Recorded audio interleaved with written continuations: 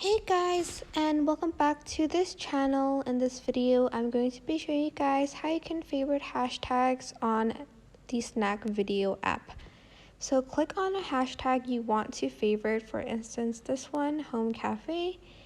And as you can see, there is like a favorite tab over here, and you're just going to select favorite to favorite the hashtag.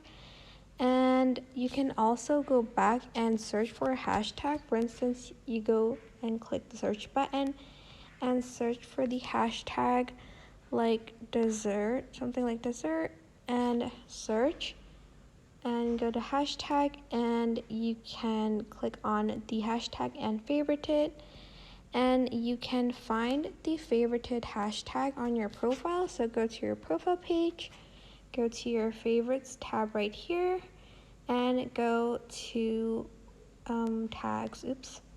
tags right here. And that is basically it. I hope this tutorial was helpful for you guys. Don't forget to like, comment, share, and also subscribe to this channel if you haven't done that. If you have any questions, just leave it in the comment section down below and I will try my best to answer them all. Thank you so much for watching. Bye!